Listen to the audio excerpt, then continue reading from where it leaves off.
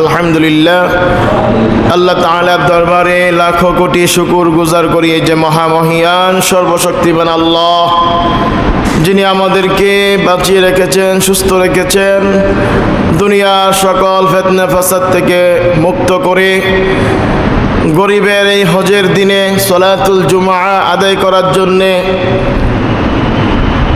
আজকের এই গোপালনগর পূর্বপাড়া নতুন জামে মসজিদে আমাদেরকে আসার এবং বসার তৌফিক দান করেছেন। এই জন্য আমরা আমাদের অন্তরস্থল থেকে উচ্চ কণ্ঠে আল্লাহ তাআলাকে খুশি করার জন্য বলি আলহামদুলিল্লাহ। লক্ষ কোটি দুরুদ সালাম জানাই বিশ্বমানবতার মুক্তির দূত সৈয়দুল মুরসালিন শফিউল মুজনবিন আকাই ইমাম তাজদার মদিনা হযরত আহমদ মুজতফা মুহাম্মদ মুস্তাফা সাল্লাল্লাহু আলাইহি ওয়াসাল্লামের প্রতি আমরা সবাই বলি সাল্লাল্লাহু আলাইহি ওয়াসাল্লাম। আল্লাহুম্মা সাল্লি ওয়া সাল্লিম ওয়া বারিক আলাইহি। সম্মানিত উপস্থিতি মুসল্লিন কিরাম, মুরব্বিন আযম, পর্দার আড়ালের মা ও বোনেরা, আমরা গত 2 জুমা যাবত ঈমান সম্পর্কে আলোচনা শুনেছি, আল্লাহ তাআলা সম্পর্কে। আজকে রাসূল পাক সাল্লাল্লাহু আলাইহি ওয়াসাল্লাম সম্পর্কে কিছু আলোচনা শুনব। রাসূলুল্লাহ সাল্লাল্লাহু আলাইহি ওয়াসাল্লামের নবুয়ত, ওনার মর্যাদা সম্পর্কে কোরআন এবং সুন্নাহ রাসূলুল্লাহ সাল্লাল্লাহু আলাইহি ওয়াসাল্লামের শান মান মর্যাদা বর্ণিত হয়েছে। আমরা কোরআন এবং সুন্নাহ থেকে কিছু আলোচনা শুনব। আল্লাহ তাআলা যেন আমাকে বলার এবং আপনারা সকলে শুনে আমরা যেন আমল করতে পারি। আল্লাহ তাআলা যেন আমাদেরকে কবুল করে, সবাই বলি আমিন। নবী রাসূল পৃথিবীতে আগমন করেছেন, আল্লাহ তাআলা নবী রাসূলদেরকে পৃথিবীতে পাঠিয়েছেন। তাদের দায়িত্ব ছিল এক আল্লাহর পথে দাওয়াত দেওয়া, লা ইলাহা ইল্লাল্লাহ, এই কালিমার দাওয়াত দেওয়া তাদের প্রধান দায়িত্ব। মানুষকে সৎ পথে প্রদর্শন করা, অসৎ পথ থেকে বিরত রাখা, বাধা দেওয়া, এই দায়িত্ব হচ্ছে রাসূল, নবী রাসূলদের কাজ। আল্লাহ রাব্বুল আলামিন তিনি ওহী নবী রাসূলদের কাছে পাঠিয়েছেন, কিতাব দিয়েছেন। হযরত আদম আলাইহিস সালাম থেকে হযরত মুহাম্মদ মুস্তাফা সাল্লাল্লাহু আলাইহি ওয়াসাল্লাম পর্যন্ত 1,24,000, মতান্তরে 2,24,000 নবী রাসূল আল্লাহ রাব্বুল আলামিন পৃথিবীতে পাঠিয়েছেন। তাদের মধ্যে কিতাব দিয়েছেন অনেককে, অনেককে আবার কিতাব দেন নাই। 104খানা আসমানি কিতাব রয়েছে, এর মধ্যে 4টা হচ্ছে শ্রেষ্ঠ কিতাব, তাওরাত, জাবুর, ইনজিল, কোরআন। শেষ হচ্ছে কোরআন, সর্বশেষ গ্রন্থ, আসমানি গ্রন্থ। আর এই যে এত বিশাল সংখ্যক নবী রাসূল পাঠিয়েছেন আল্লাহ তাআলা, আমাদের নবী হযরত মুহাম্মদ মুস্তাফা সাল্লাল্লাহু আলাইহি ওয়াসাল্লামকে পাঠিয়ে এই নবী রাসূলদের যে দরজাটা রয়েছে, এই দরজাটা একেবারেই বন্ধ করে দিয়েছেন। আর নবী রাসূল পৃথিবীতে আসবেন না। আমাদের নবী মুহাম্মদ মুস্তাফা সাল্লাল্লাহু আলাইহি ওয়াসাল্লাম তিনি হচ্ছেন সর্বশ্রেষ্ঠ নবী, সর্বশ্রেষ্ঠ রাসূল, এবং সারা জাহানের জন্য তিনি নবী রাসূল, সারা পৃথিবীর জন্য তিনি নবী রাসূল, কুল কায়নাতের জন্য তিনি হচ্ছেন নবী রাসূল। আগের যুগের যে নবী রাসূলরা ছিল, আমাদের নবীর আগে যে নবীরা ছিল, তাদের বেশিরভাগই ছিল এক একটা গোত্রের জন্য নবী, এক একটা পাড়ার জন্য, এই পাড়ার জন্য একজন নবী, এই গ্রামের জন্য একজন নবী, অমুক অঞ্চলের জন্য একজন নবী, অমুক দেশের জন্য একজন নবী। এরকম সারা পৃথিবীর জন্য কোনো নবী আগে ছিল না। শুধু আমাদের নবী হচ্ছে সারা পৃথিবীর জন্য নবী রাসূল, সারা জাহানের জন্য। আল্লাহর যত সৃষ্টি রয়েছে, সকল সৃষ্টির জন্য হচ্ছে আমাদের নবী, তিনি হচ্ছেন নবী। তো এরকমভাবে বাবা আদম আলাইহিস সালাম থেকে শুরু করে তিনি তো নবী ছিলেন। তিনি যখন ছিলেন অল্প কিছু মানুষ ছিলেন, তখন বেশি মানুষ ছিলেন না। ওনার সন্তান, ওনার ছেলে মেয়ে যারা ছিল তারাই হচ্ছে ওনার অনুসারী। এর মধ্যেই ওনার দুই সন্তানের মধ্যে এক সন্তান ওনাকে অমান্য করে, হাবিল কাবিলে তো অমান্য করে সে হয়ে গেল জাহান্নামী। হ্যাঁ, এরকমভাবে নবী রাসূল আসছেন, তাদের দায়িত্ব ছিল এক আল্লাহর দাওয়াত দেওয়া, হকের পথে দাওয়াত দেওয়া, আর অন্যায়ের বিরুদ্ধে প্রতিরোধ করা, অন্যায়কে বাধা দেওয়া, মানুষকে জান্নাতের সুসংবাদ দেওয়া, জাহান্নামের ভয় দেখানো নবী রাসূলদের কাজ। আমাদের নবী মুহাম্মদ মুস্তাফা সাল্লাল্লাহু আলাইহি ওয়াসাল্লাম তিনি সকল নবীদেরও নবী ছিলেন, সকল নবীদের ইমাম ছিলেন। আল্লাহ রাব্বুল আলামিন কুরআনুল কারীমের মধ্যে বলেন, মা কানা মুহাম্মাদুন আবা আহাদিম মিন রিজালিকুম ওয়ালাকিন রাসূলুল্লাহি ওয়া খাতামান নাবিয়্যিন ওয়া কানা আল্লাহু বিকুল্লি শাইইন আলিমা। আল্লাহ তাআলা বলেন, মা কানা মুহাম্মাদুন আবা আহাদিম মিন রিজালিকুম ওয়ালাকিন রাসূলুল্লাহি ওয়া খাতামান নাবিয়্যিন। আল্লাহ তাআলা বলেন যে হযরত মুহাম্মদ তিনি কোনো পুরুষের পিতা নন, তিনি কোনো যুবক, কোনো পুরুষের পিতা নন। ওনার সন্তান হয়েছিল, ছেলে হয়েছিল। এই ছেলেদেরকে যুবক হওয়ার আগেই, পুরুষত্ব আসার আগেই তাদেরকে আল্লাহ তাআলা দুনিয়া থেকে নিয়ে গিয়েছেন। আল্লাহ বলতেছেন যে সে কোনো পুরুষের পিতা নন, কোনো যুবক ব্যক্তির, কোনো উপযুক্ত পুরুষ ছেলের পিতা তিনি নন। পিতা যদি হইতেন, আগের যুগের নবীদের ছেলেরাও নবী ছিল, বেশিরভাগ নবীর ছেলে নবী। কিন্তু আল্লাহ তাআলা বলতেছেন যে মুহাম্মদ সাল্লাল্লাহু আলাইহি ওয়াসাল্লাম হচ্ছে শেষ নবী, খাতামান নাবিয়্যিন, তিনি হচ্ছেন শেষ নবী। তারপরে কোনো নবী রাসূল আসবে না, আল্লাহ তাআলা বলে দিয়েছেন এখানে। এবং কি কোনো পুরুষের পিতাও বানান নাই তাকে। পুরুষ যদি থাকতো তাহলে আমরা তো আগের যে নবীরা ছিল, যেমন হযরত ইব্রাহিম আলাইহিস সালামের সন্তান ইসমাঈল আলাইহিস সালাম, তারা নবী। ইব্রাহিম আলাইহিস সালামের ছেলে ইসমাঈল তিনি নবী।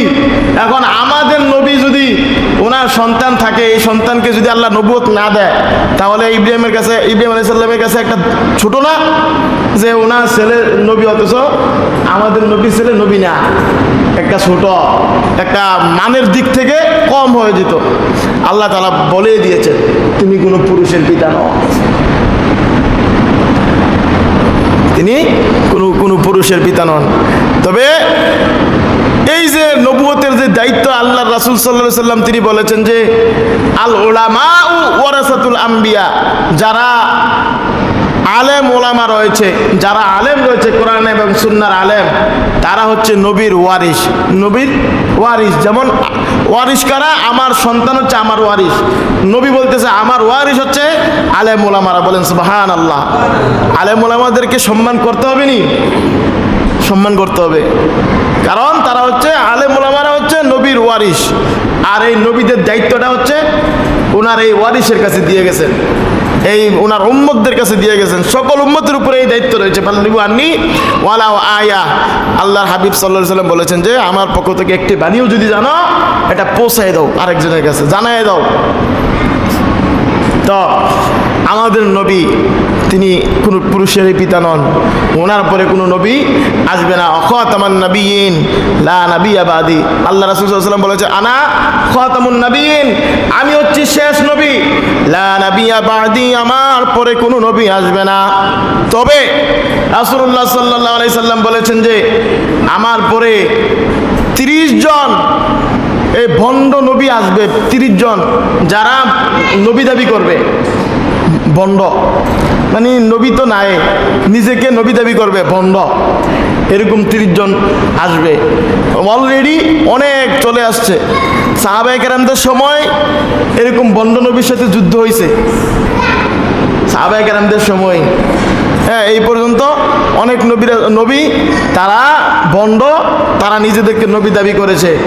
শেষ পর্যায়ে এই যে ভারতের মধ্যে গোলাম আহমদ কাদিয়ানি সে নিজেকে নবী দাবি করেছিল। সে প্রথমে ছিল একজন পীর, পরে সে নিজেকে নবী দাবি করলো।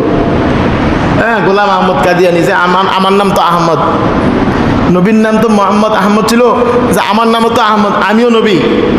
তো তার অনেক অনুসারী আছে, তার অনেক মুরিদান আছে, অনেক অনুসারী আছে যারা এই তাকে নবী মানতেছে, গোলাম আহমদ কাদিয়ানিরে নবী মানতেছে। দেখছেন, রাসূলুল্লাহ সাল্লাল্লাহু আলাইহি ওয়াসাল্লাম আমাদেরকে জানাইয়াই দিছে যে বন্ড নবী আসবে কিছু, তারপরেও মুসলমান না বুঝা এবং লোককে এই নবী মানতেছে। আবার এই গোলাম আহমদ কাদিয়ানি তার মৃত্যুটা হয়েছিল পায়খানার মধ্যে পইরা, সে পায়খানা খাইতে খাইতে মারা গেছে। সে পায়খানার মধ্যে পড়ে মারা গেছে। এরকম আল্লাহর এবং আল্লাহর রাসূলের দুশমনদের মৃত্যু সুন্দরভাবে হয় না, তাদের মৃত্যু এমনই হবে। আর যারা আল্লাহ এবং আল্লাহর রাসূলের পক্ষে থাকে, যারা আল্লাহ এবং আল্লাহর রাসূলের ভালোবাসায় নিজেদেরকে বিলিয়ে দেয়, তাদের মৃত্যুটা হয় সুন্দর মৃত্যু। অনেকে দেখবেন নামাজে সেজদার মধ্যে শেষ নিঃশ্বাস ত্যাগ করে, অনেকে দেখবেন জিকির করতে করতে লা ইলাহা ইল্লাল্লাহ বলতে বলতে শেষ নিঃশ্বাস ত্যাগ করে। গত এই 12 তারিখে আমার উস্তাদ আমিনুল ইসলাম, উনি এমনি আজান দিতেছেন, আল্লাহু আকবার আল্লাহু আকবার আল্লাহু আকবার আল্লাহু আকবার আশহাদু আল্লা ইলাহা ইল্লাল্লাহ বলার পরে তিনি লুটিয়ে পড়েছেন মাটির মধ্যে, তিনি ইন্তেকাল করলেন, শেষ নিঃশ্বাস ত্যাগ করলেন। কেমন সৌভাগ্য! হ্যাঁ, তো এই যে মৃত্যুটাই দেখাই দেয় শেষ ভালো যার, সব ভালো তার। গোলাম আহমদ কাদিয়ানি শেষ নবী মানে না, সে নিজেকে নবী মানছে, তার মৃত্যুটা হয়েছে পায়খানার মধ্যে। আর আল্লাহওয়ালাদের মৃত্যু হয় নামাজের মধ্যে, জিহাদের ময়দানে। হ্যাঁ, কত প্রবীণ, এই যে আয়াতুল্লাহ খামিনি অনেক বৃদ্ধ, সে শুয়ে থেকে মৃত্যু হওয়ার কথা, কিন্তু তার মৃত্যু হয়েছে একবারে শহীদি মৃত্যু ইসলামের জন্য। তার জানাজা কোটি মানুষ হয়েছে, 2 কোটির উপরে মানুষ হয়েছে তার জানাজা। বলেন সুবহানাল্লাহ। এটা কোনো কাফেরের জানাজায় সম্ভব? কোনো কাফেরের জানাজায় সম্ভব না। ওনার জন্য সবাই দোয়া করছে। হ্যাঁ, চোখের পানি পড়ে, কোনো কাফেরের মৃত্যুতে কারো কোনো চোখের পানি আসবে না। শেষ ভালো যার, সব ভালো তার। এই গোলাম আহমদ কাদিয়ানি আল্লাহ রাসূলের দুশমন, নিজের নবী দাবি করলো। এই লোকেরও অনেক অনুসারী আছে, বুঝতেছে না যে সে একজন কাফের, সে একজন অমুসলিম, সে একজন জাহান্নামী। তার মৃত্যুটাই তার দেখাই দিতেছে, এই পায়খানার মধ্যে পড়ে তার মৃত্যু, তার এই যে একটা দুরবস্থা, তারপরেও বুঝতেছে না মানুষ। তারপরেও তার অনুসারী আছে, বাংলাদেশেও তার অনুসারী আছে অনেক। আহমদিয়া জামাত নামে এরকম কিছু নাম দিয়ে তারা চলে। কত বড় বোকা মানুষ হইতে পারে! কাফেরের পক্ষ নিয়ে কথা বলে, কাফেরের পক্ষে চলে যায়, তাও বুঝতেছে না এটা যে কাফের। দাজ্জাল, শেষ জমানায় দাজ্জাল আসবে বিশাল পাওয়ার নিয়ে, যে পাওয়ার কোনো মানুষের নাই, এত বিশাল পাওয়ার। তার হাতে, এক হাতে দেখবে জান্নাত, মানুষকে জান্নাত দেখাইয়া ও জান্নাতে চলে যাও, মানুষ চলে যাবে, জান্নাত দেখাবে, বলবে যে এখন বৃষ্টি দরকার, নে বৃষ্টি আসে পড়বে, বৃষ্টি বলবে এখন তোর ফসল হয় না, নে ফসল তোর গাছে ফসল দিয়ে দিবে, অভাব দূর করে দিবে, রোগ শেষ করে দিবে। তো মানুষ তো তার কাছে যাইয়া তার আল্লাহ মানবে, অথচ তার কপালের মধ্যে লেখা থাকবে কাফের, কাফের। এই লেখাটা মুমিনরা ছাড়া কেউ দেখবে না। বর্তমানে অনেক কাফের আছে যাদের সাপোর্ট কইরা মানুষ লাফালাফি করতেছে, জানে যে কাফের, তারপরেও তার মনের ভিতরে ধরে না, এটা যে একটা কাফের, তার মনের ভিতরে ধরতেছে না। আল্লাহ বলেন যে এই যে তার কলবের মধ্যে মোহর মেরে দেওয়া হয়েছে, কলবের মধ্যে মোহর, আপনি বুঝবেন না, শুনবেন ঠিক আছে, কান দিয়ে শুনবেন, এটা আপনার জ্ঞানে যাবে না, জ্ঞান পর্যন্ত যাবে না। চোখ দিয়ে দেখবেন ঠিকই এটা কাফের, কিন্তু আপনার খেয়াল আসবে না যে এটা যে একটা কাফের, আপনি তার প্রেমে পড়ে থাকবেন। এখন তো এরকম প্রেমে পড়ে আছে না, নেইমারের প্রেমে, তারপরে এই যে আরও কত কি তাদের নাম আছে, মেসি টেসি, তাদের প্রেমে পড়ে আছে, অথচ সে কাফের, অথচ সে কাফের এটা জানার পরেও তার প্রেমে পড়ে আছে। তো দাজ্জালের প্রেমে পড়বে না? দাজ্জাল তো তার মায়ের কবর থেকে তুলে দিবে, যে নে তোর মারে তুলে দিলাম, জীবিত করে দিবে, জান্নাত দিয়ে দিবে, নে জান্নাতে চলে যা, আনন্দে চলে যাবে জান্নাতের মধ্যে, যাইয়া দেখবে জাহান্নাম শেষ। তো এই জন্য কী করা দরকার? নিজেকে সবসময় দোয়া করা দরকার যে আল্লাহ আমাকে হেদায়েতের পথে চালাও। এরকম কাফেরের পক্ষে না, কাফেরদের সম্মুখীন না। এরকম গোলাম আহমদ কাদিয়ানিরেও অনেকে অনুসরণ করতেছে, জানি নাও যে রাসূল বলছে যে আমার পরে কোনো নবী আসবে না, তারপরও তার অনুসারী আছে। কেমন বিবেক, কেমন বিবেক বুঝছেন? বন্ড নবী আসবে রাসূল সাল্লাল্লাহু আলাইহি ওয়াসাল্লাম বলেছেন, তাই এরকমভাবে 27 জন 28 জনের মতো এরকম বন্ড নবী চলে আসছে, আর 2-3 জন আসলেই কিয়ামতের পূর্বে এই 30 জন পর্যন্ত হবে রাসূল সাল্লাল্লাহু আলাইহি ওয়াসাল্লাম বলেছেন। তো আমার নবী হচ্ছে সর্বশ্রেষ্ঠ নবী এবং সর্বশেষ নবী, ওনার পরে কোনো নবী আসবে না। সকল নবীর চেয়ে দামি নবী, শুধু নবী হিসেবে না, ওনার যে বংশটা, ওনার যে বংশ পরস্পরা, এই বংশটাও হচ্ছে পৃথিবীর মধ্যে সর্বশ্রেষ্ঠ বংশ। রাসূলুল্লাহ সাল্লাল্লাহু আলাইহি ওয়াসাল্লাম কুরাইশ বংশে হাশিমি গোত্রে তিনি জন্মগ্রহণ করেছেন, তিনি দুনিয়াতে এসেছেন। কুরাইশ বংশটা হচ্ছে পৃথিবীর ইতিহাসে সবচেয়ে শ্রেষ্ঠ বংশ। হযরত ইব্রাহিম আলাইহিস সালামের বংশধর, ওনার যে সন্তান হযরত ইসমাঈল আলাইহিস সালাম, ইসমাঈল আলাইহিস সালামকে আল্লাহ তাআলার এই যে হুকুমে ইব্রাহিম আলাইহিস সালাম ওনাকে, ইসমাঈল আলাইহিস সালামকে এবং ওনার স্ত্রীকে এই মক্কায় পাঠিয়ে দিলেন। মক্কা তখন ছিল মরুভূমি, পানি নাই। তো ইসমাঈল আলাইহিস সালাম তো শিশু, পানির দরকার। ওনার স্ত্রী, ইব্রাহিম আলাইহিস সালামের স্ত্রী পানি কোথায় পাইবে এত বিশাল মরুভূমির মধ্যে? আল্লাহর কাছে চাইতেছে পানি, আর পানির জন্য দৌড়াদৌড়ি করতেছে। 7টা দৌড় দিলেন, পরে দেখে যে ইসমাঈল আলাইহিস সালামের পায়ের নিচে পানি পানি আসতেছে, যেটা হচ্ছে জমজম পানি, মায়ে জমজম, জমজম কূপ। ইসমাঈল আলাইহিস সালামের পায়ের এই আঘাতেই সেখানে আল্লাহ রাব্বুল আলামিন জান্নাতি পানি, একবারে জান্নাতি নহর দিয়ে দিলেন। এখানে এই পানি শেষও হয় না, এই পানির এত মজা পৃথিবীতে আর কোনো পানি এটার সাথে লাগে না। এটা খাইলে শান্তি, শক্তি হয়, ক্ষুধা নিবারণ হয়, মানে একটা জান্নাতি পানি এটা একটা। তো ইসমাঈল আলাইহিস সালামের মাধ্যমে পানি এখানে আসা বললো, এখন মানুষ আস্তে আস্তে এই জায়গায় বসবাস শুরু করলো। এই যে মক্কার যে মানুষ এখানে বসবাস অযোগ্য ছিল, কিন্তু ইসমাঈল আলাইহিস সালামের এই পানির যে ওনার পায়ের যে আঘাতে যে মায়ে জমজম, যে জমজম কূপ খনন হয়েছে, এই জায়গায় পানি শুরু হয়ে গেছে, মানুষের বসবাস শুরু হয়ে গেছে। হ্যাঁ, ওনার বংশধর ইসমাঈল আলাইহিস সালামের বংশধর হচ্ছে আমার নবী মুহাম্মদ মুস্তাফা সাল্লাল্লাহু আলাইহি ওয়াসাল্লাম। ওনার যে বংশ পরস্পরা, হ্যাঁ, ওনার বংশ পরস্পরা হযরত আদম আলাইহিস সালাম পর্যন্ত এখনো জানা রয়েছে। তবে সহিহ সূত্রে এই 22 জন পূর্বপুরুষ পর্যন্ত এটা হাদিস দ্বারা প্রমাণিত। হ্যাঁ, ওনার যে পূর্বপুরুষ, যে বংশ পরস্পরা, এটা হচ্ছে যে মুহাম্মদ বিন আবদুল্লাহ বিন আব্দুল মুতালিব বিন হাশেম বিন আব্দে মানাব বিন কুসাই বিন কিলাব বিন মুররা বিন কাআব বিন লুয়াই বিন গালেব বিন ফাহার বিন মালেক বিন নাজার বিন কেনানা বিন খুজাইবা বিন মুদ্রিকা বিন ইলিয়াস বিন মুজর বিন নজর বিন মুআদ বিন আদনান। 22 পুরুষ পর্যন্ত আমরা জানি, মুখস্থই জানি আমরা। তারপরে হযরত ইসমাঈল আলাইহিস সালাম পর্যন্ত, ইসমাঈল আলাইহিস সালাম থেকে ইব্রাহিম আলাইহিস সালাম, এরকমভাবে হযরত আদম আলাইহিস সালাম পর্যন্ত ওনার বংশ পরস্পরা লিখিত রয়েছে এখনো। ওনার যে বংশ পরস্পরা, এটা পৃথিবীর ইতিহাসে সর্বশ্রেষ্ঠ বংশ। এই বংশের সাথেও আর কোনো বংশ মানে তুলনা করা যাবে না। বিশাল একটা সম্মানিত বংশ পৃথিবীর শুরু থেকে এই পর্যন্ত। রাসূলুল্লাহ সাল্লাল্লাহু আলাইহি ওয়াসাল্লামের বংশের দিক থেকেও তিনি শ্রেষ্ঠ। আর ওনাকে যেই মুজেজা দিয়েছেন, সর্বশ্রেষ্ঠ মুজেজা, এটা হচ্ছে পবিত্র আল কোরআন।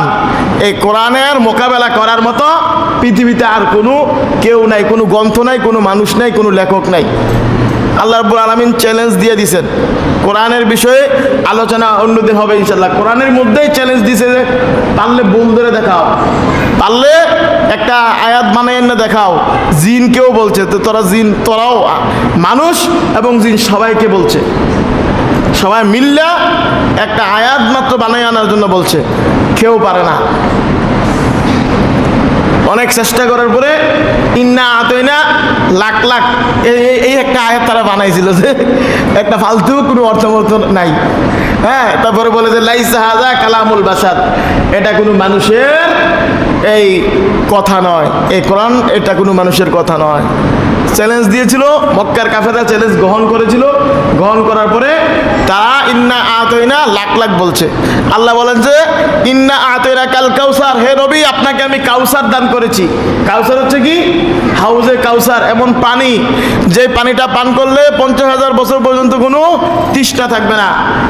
হ্যাঁ, কিয়ামতের ময়দানে সকলে যার যার ঘামের উপরে সাঁতার কাটবে, যার যার ঘামের উপরে থাকবে, উপরে থাকবে এই সূর্যটা, অল্প উপরে, মাথার একটু উপরে থাকবে সূর্যটা। সেই সূর্যের তাপে পানির তৃষ্ণা থাকবে সবার, সকলের নিজের ঘামের উপরে নিজে এরকম হাবুডুবু খাইবে। সেই মুহূর্তে রাসূলুল্লাহ সাল্লাল্লাহু আলাইহি ওয়াসাল্লাম হাউজে কাউসার পান করাইবে তার উম্মতদেরকে, হাউজে কাউসার পান করাইবে। এই হাউজে কাউসার আমাদের নবীকে আল্লাহ রাব্বুল আলামিন দিয়েছেন। ওনার মুজিজা হচ্ছে উনি যাই বলছেন আজ পর্যন্ত এটার বিরোধিতা করার মতো কেউ নেই। উনি যে সুন্নত আমাদেরকে দিয়ে গেছেন, যদি এখন এই বিজ্ঞানীরা যদি কোনো একটা সুন্নত নিয়ে গবেষণা করে, তাহলে তারা মুসলমান হয়ে যেতে বাধ্য হয়। এটার বিরুদ্ধে কিছু পায় না, এটার বিরুদ্ধে কিছু পায় না। আমাদের নবী হচ্ছে সর্বশ্রেষ্ঠ নবী এবং সর্বশেষ নবী। রাসূলুল্লাহ সাল্লাল্লাহু আলাইহি ওয়াসাল্লামকে আল্লাহ রাব্বুল আলামিন এই পবিত্র কোরআন দান করেছেন, যেটা হচ্ছে ওনার একটা বড় মুজিজা। আর একটা মুজিজা হচ্ছে ওনাকে, আর একটা মর্যাদা হচ্ছে ওনাকে আল্লাহ রাব্বুল আলামিন নিজের কাছে নিয়ে গেছেন, নিজের কাছে নিয়ে গেছেন, যেটাকে বলে মেয়ারাজ।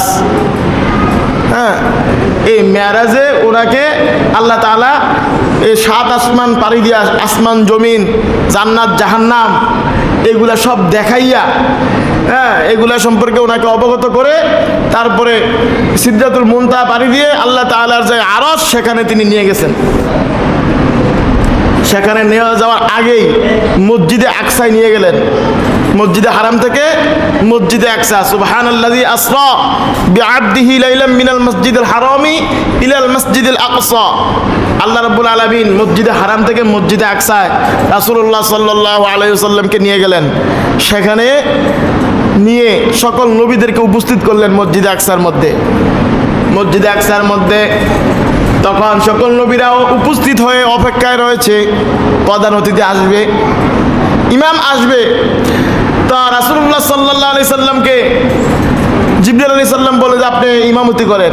রাসূলুল্লাহ সাল্লাম বলে যে আজকে এত এই যে জুনিয়র যে ওনার পিতাও রয়েছে এখানে, আদম আলাইহিস সালাম, হযরত এই ইব্রাহিম আলাইহিস সালাম, বলে যে আপনাকে আল্লাহ তাআলা মনোনীত করেছেন, আপনি হচ্ছেন সকল নবীদের ইমাম, ইমামুল মুরসালিন, ইমামুল আম্বিয়া ওয়াল মুরসালিন। আমার নবী হচ্ছে সকল নবীদেরও ইমাম।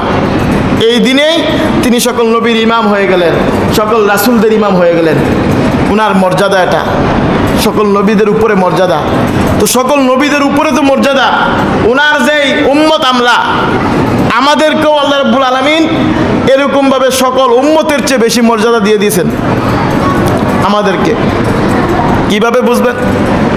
কিয়ামতের ময়দানে যখন মাথার উপরে সূর্যটা থাকবে তখন এইভাবে নিজের গামের মধ্যে যখন হাবুডুবু খাইবে, আল্লাহ রাব্বুল আলামিন রাগান্বিত হয়ে থাকবে। তিনি ওনার নাম কহ্হার ধারণ করবে, রাগান্বিত হয়ে থাকবে, রাগ দেখাইবেন, আর মানুষ ছুটাছুটি করবে আল্লাহ তাআলার কাছে।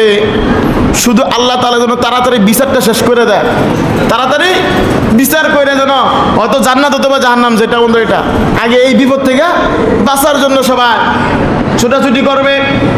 একবার যাবে হযরত আদম আলাইহিস সালামের কাছে। আদম আলাইহিস সালামের কাছে গিয়ে বলবে, আপনি তো আমাদের আদি পিতা, আপনি তো আমাদের সকলের পিতা, ওগো আল্লাহর নবী, আপনি একটু আল্লাহর কাছে বলেন বিচারটা যেন তাড়াতাড়ি শেষ করে আমাদেরকে এই বিপদ থেকে রক্ষা করেন। আদম আলাইহিস সালাম বলবে, ইয়া নাফসি ইয়া নাফসি, আজকে আমার নিজের জন্য আমি চিন্তা করতেছি, আমি নিষিদ্ধ ফল খেয়েছিলাম, এই জবাব আমি কিভাবে দেব, আমার নিজের টেনশনে রয়েছি, তোমরা আমার কাছে আইসা লাভ নাই, তোমরা চলে যাও আমার সন্তান নূহের কাছে চলে যাও। নূহ আলাইহিস সালামের কাছে গিয়ে সবাই বলবে যে, ও আল্লাহর নবী, আপনি তো জলিলুল কদর, আপনার তো অনেক সম্মান, আপনি আল্লাহর কাছে একটু বলেন আল্লাহ তাআলা যেন আমাদেরকে আজকে এই বিপদ থেকে রক্ষা করে তাড়াতাড়ি করে।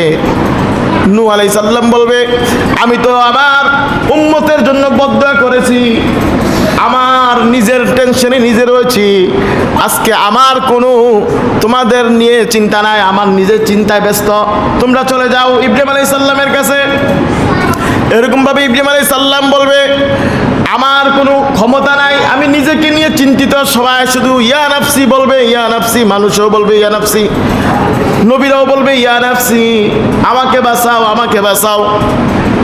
ইব্রাহিম আলাইহিস সালাম বলবে, আমার কোনো ক্ষমতা নাই, তোমরা মূসা আলাইহিস সালামের কাছে চলে যাও।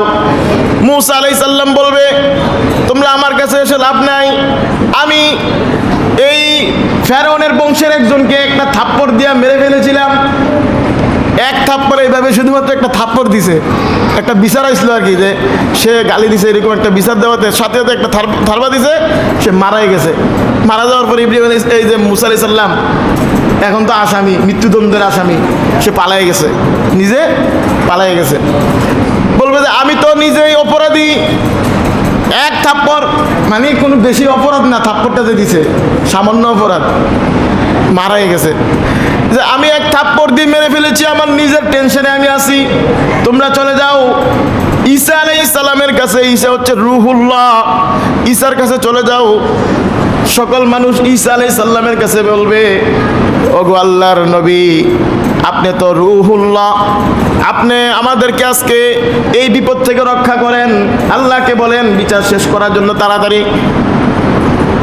ঈসা আলাইহিস সালাম বলবে, আমি কি বলবো, আমি নিজেই তো মুহাম্মদ সাল্লাল্লাহু আলাইহি ওয়াসাল্লামের উম্মত, আমি নিজেই মুহাম্মদ সাল্লাল্লাহু আলাইহি সাল্লামের উম্মত, তোমরা মুহাম্মদ সাল্লাল্লাহু আলাইহি সাল্লামের কাছে চলে যাও।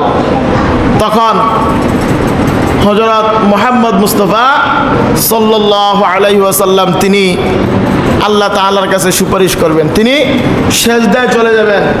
মুহাম্মদ সাল্লাল্লাহু আলাইহি ওয়াসাল্লাম সেজদায় গিয়ে বলবে, মানে তিনি এমন কিছু বাক্য বলবে, যে বাক্যটা বললে আল্লাহ তাআলার রাগ চলে যাবে, এমন একটা প্রশংসা। আমরা তো এখন আল্লাহর প্রশংসা করি কিভাবে, আলহামদুলিল্লাহ বলে, আলহামদুলিল্লাহ বলি না, সুবহানাল্লাহ, আলহামদুলিল্লাহ, আল্লাহু আকবার, এগুলোই তো আল্লাহর প্রশংসা, আরো কতভাবেই করা যায়। কিন্তু এমন কিছু বাক্য রাসূলুল্লাহ সাল্লাল্লাহু আলাইহি সাল্লামের জেহানে আল্লাহ তাআলা দিয়ে দিবেন, যে বাক্যটা যখন বলবে সেজদায় গিয়ে আল্লাহ তাআলার রাগ চলে যাবে। আল্লাহ তাআলা বলবে যে, আমার বন্ধু আপনি ওঠেন, আপনি আজকে এইভাবে কান্না করতে হবে না, আজকে আপনি ওঠেন, যাকে মন চায় তাকে আপনি সুপারিশ করেন, তাকে নিয়ে জান্নাতে চলে যান। বলেন সুবহানাল্লাহ। তিনি জান্নাতে নিয়ে যাইবেন, উনি যাওয়ার আগ পর্যন্ত জান্নাতের দরজাও খোলা হবে না, জান্নাতের দরজা বন্ধ থাকবে। ওনার উম্মতদেরকে নিয়ে জান্নাতে যাওয়ার পরে তারপরেও অন্যান্য নবীদের উম্মতরা জান্নাতে যাবে। বলেন সুবহানাল্লাহ। আমাদের নবী হচ্ছে সর্বশ্রেষ্ঠ নবী, ওনার পরে কোনো নবী রাসূল আসবে না, সকল নবীদেরও শ্রেষ্ঠ। আর আমরা যে ওনার উম্মত হয়েছি, আমাদের দামটা কি? আমাদের দাম হচ্ছে অন্য নবীদের মতো দাম, অন্য নবীদের মতো দাম।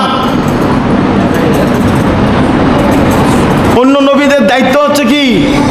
নবীদের দায়িত্ব হচ্ছে দিনের দাওয়াত দেওয়া, সৎ কাজের আদেশ, অসৎ কাজের নিষেধ করা, কালিমার দাওয়াত দেওয়া। এই দায়িত্বটা আমাদের উপরে এখন দিয়ে দিয়েছে আল্লাহ তাআলা বলে। এই দায়িত্ব উম্মতে মুহাম্মদের উপরে দিয়ে দিয়েছে। আগের নবীরা রাসূল সাল্লাল্লাহু আলাইহি ওয়াসাল্লামের শেষ নবীর উম্মত হওয়ার জন্য দোয়া করেছেন। হযরত ঈসা আলাইহিস সালামের এই দোয়াটা আল্লাহ তাআলা কবুল করেছেন। ঈসা আলাইহিস সালাম আগ্রহ করে এই দোয়া করেছেন যে রাসূল সাল্লাল্লাহু আলাইহি ওয়াসাল্লামের উম্মত বানাইতেই হবে, এই দোয়া করেছেন। তো আল্লাহ তাআলা ওনাকে এই দোয়া কবুল করেছেন এবং শেষ নবীর উম্মত বানাইছেন। হযরত ঈসা আলাইহিস সালাম পৃথিবীতে আবার আগমন করবেন, দাজ্জালের মোকাবেলা করবেন, দাজ্জালের সাথে যুদ্ধ করবেন। দাজ্জাল ঈসা আলাইহিস সালামের সাথে পারবে না, অন্যদের সাথে পারবে। মুসলমান যারা আছে তাদেরকে হত্যাও করবে। কিন্তু ঈসা আলাইহিস সালাম যখন আসবেন তখন ঈসা আলাইহিস সালামের সাথে মুমিনরা থাকবে। তারপরে ঈসা আলাইহিস সালামের যে উম্মত, যে খ্রিস্টান, তারাও মুসলমান হয়ে যাবে। তখন ঈসা আলাইহিস সালামকে দেখে দাজ্জাল এইভাবেই সে নিজে নিজে ধ্বংস হয়ে যাবে, সে নিজে নিজেই নিস্তেজ হয়ে যাবে, তার শক্তি আর থাকবে না। তা এই দাজ্জালের যেই কারিশমা, দাজ্জালের যেই অলৌকিক অবস্থা, এগুলো দেখে মুসলমান, নামধারী মুসলমান, তারা দাজ্জালের অনুসারী হয়ে যাবে, যেটা তো বলেছি। এখন যে দাজ্জালের যে ইলুমিনাতি যারা নিয়ে এরকমভাবে টেটু করে রাখে, দাজ্জালের অনুসরণ নিজেকে দাবি করে, হ্যাঁ, এই যে মেসি টেসি যা আছে তাদেরকে অনুসরণ করতেছে মুসলমান, নামই মুসলমান। ওই এরকমভাবে তখনও দাজ্জালের অনুসরণ করবে, নামে মুসলমান, কামে কামে যে বাদ জেগেবে, জাহান্নামী হয়ে যাবে। আল্লাহ তাআলা যেন আমাদের সবাইকে দাজ্জালের ফিতনা থেকে রক্ষা করে, সবাই বলে আমিন। এই দাজ্জালের ফিতনা থেকে বাঁচার জন্য দোয়া করা, এটা আমাদের দায়িত্ব। রাসূল সাল্লাল্লাহু আলাইহি ওয়াসাল্লাম বলেছেন দাজ্জালের ফিতনা থেকে দোয়া করা, আল্লাহ রাসূল সাল্লাল্লাহু আলাইহি ওয়াসাল্লাম আমাদেরকে শিক্ষা দিয়েছেন। আমরা সবসময় এই দোয়াও করবো দাজ্জালের ফিতনা থেকে বাঁচার জন্য, নারীর ফিতনা থেকে বাঁচার জন্য, জাহান্নাম থেকে বাঁচার জন্য। প্রত্যেক নামাজের মধ্যে এই দোয়াগুলো করা হয়, প্রত্যেক নামাজের মধ্যে এই দোয়া। আল্লাহ তাআলা যেন আমাদের সবাইকে সঠিক মুসলমান হিসেবে কবুল করে, সবাই বলে আমিন।